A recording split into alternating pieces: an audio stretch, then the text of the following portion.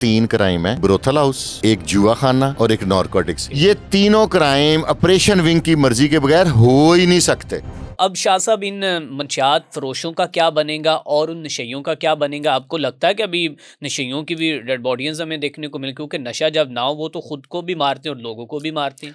मुस्लिम town के पास ना मेरा एक छोटा सा कमर्शियल है प्लाजा, मेरा वहाँ पे तकरीबन डेली एक चक्कर लगता है। वहाँ पे जो नशई है ना, अब वो एक्टिव हैं। मैं अक्सर वहाँ पे गाड़ी रोक के ना उनको वॉच करता हूँ। आपने नोट करना है, अब आपने जब भी वहाँ से गुजरना है तो गाड़ी रोक के थोड़ी देर वेट करना है।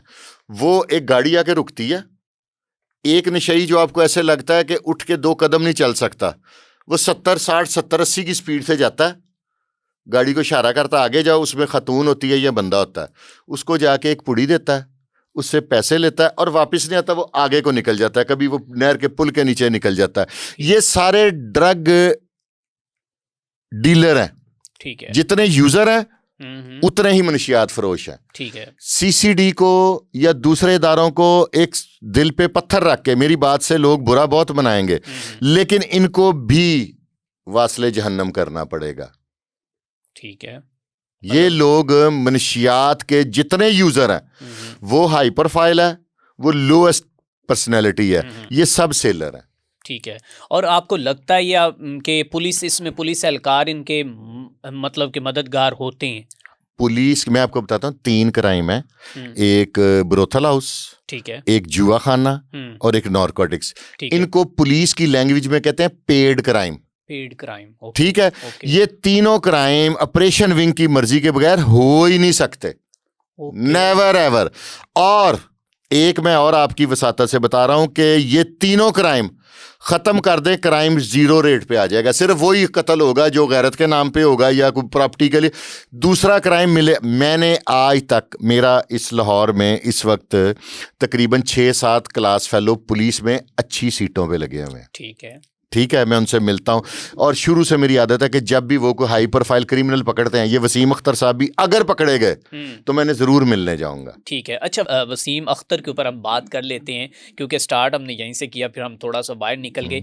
अब वसीम अख्तर कहाँ पे होगा? FIR आप बता रहे हैं 35 जो हैं वो हो चुकी हैं।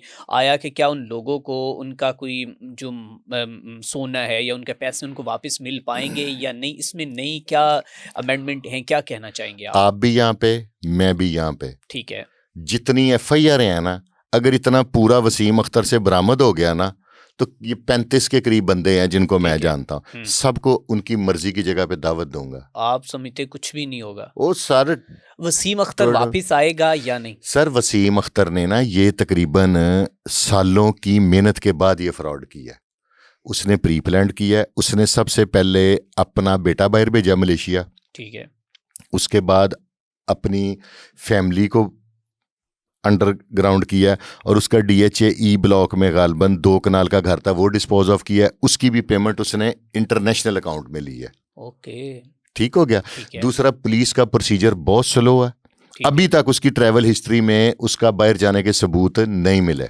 अभी तक सबूत ही नहीं मिले। और ये जो सोशल मीडिया पर कहराम मचा हुआ है कि जी बाहर निकल गया, बाहर निकल गया। अब मैं आपको बताता हूँ पुलिस का प्रोसीजर। यही तो मैं रो रहा हूँ कि प्रोसीजर को थोड़ा बेहतर करें। सबसे पहले उसके वारंट लिए जाएंगे। ठीक है। उसके बाद उसका इश्तिहार लिया जाएगा। ठीक है। ठीक है। इश्तिहार लेने के बाद फिर वो उसे इश्तिहारी किया जाएगा। ठीक है। उसके बाद एक स्पेसिफिक टाइम लगेगा जिसमें उसके रेड वारंट के लिए अप्लाई किया जाएगा। तो उतनी देर में वो कनाडा, अमेरिका कहीं का कहीं निकल जाएगा। ये जो late justice mean no justice.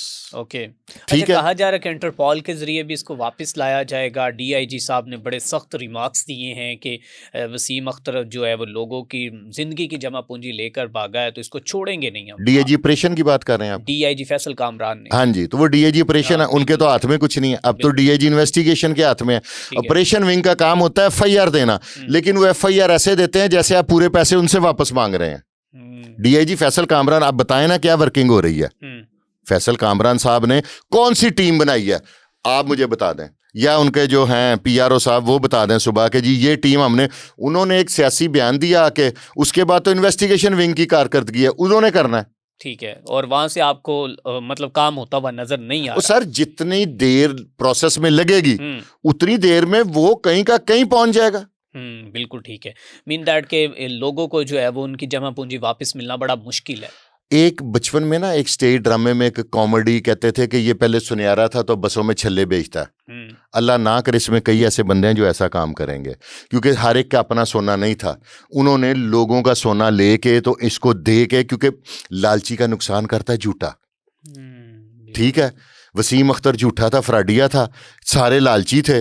और एक मैं और बात कहूँ, थोड़ी सी तलख है, जी, पता जी। नहीं आप चलाएंगे जी, कि जी, नहीं चलाएंगे। चलाएंगे। सुनहरों को बददुआ भी लग जाती है। जब आप कभी गोल्ड बेचने जाते हैं ना, तो इस पॉलिश नहीं हैगी, इधर चन्नी काट कट्टी जाएगी, फलाना, ये मारते रहे हैं आम लोगों को सुनहरे की, वो नहीं सुनहरे वालियां सट्टा, slow slow slow. Wasim Akhtar ने एक ही लोहार वाली चोट लगाई है, सबका बदला ले लिया।